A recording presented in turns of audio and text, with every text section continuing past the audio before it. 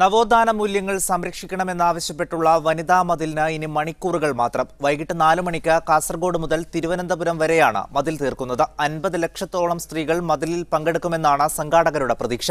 വനിതാ മതിൽ ചരിത്ര സംഭവമാകുമെന്ന് CPM സംസ്ഥാന സെക്രട്ടറി കോടിയേരി ബാലകൃഷ്ണൻ പറഞ്ഞു. കാസർഗോഡ് മുതൽ തിരുവനന്തപുരം വരെ 620 കിലോമീറ്റർ നീളത്തിൽ ദേശീയപാതയുടെ പടിഞ്ഞാറ് ഭാഗത്താണ് മതിൽ തീർക്കുന്നത്.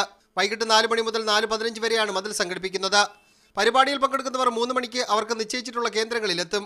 3:45 മതിലിന്റെ റിഹേഴ്സൽ നടത്തും. മന്ത്രി KK ശൈലജ കാസർഗോഡ് വനിതാ മതിലിന്റെ ആദ്യ കണ്ണിയാവും.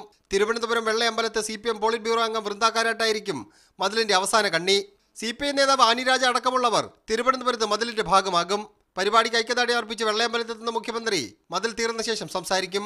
വനിതാ മതിൽ വൻമതിലാകുമെന്ന് CPM സംസ്ഥാന സെക്രട്ടറി കോടിയേരി ബാലകൃഷ്ണൻ മീഡിയ വണ്ണിനോട് പറഞ്ഞു. എല്ലാ മതവിഭാഗത്തിൽപ്പെട്ടവരും പങ്കെടുക്കുന്ന മതനിരപേക്ഷതയുടെ ഒരു മതിലാണ് ഇന്ന് ഉയരാൻ പോകുന്ന ഈ മഹാമതിൽ.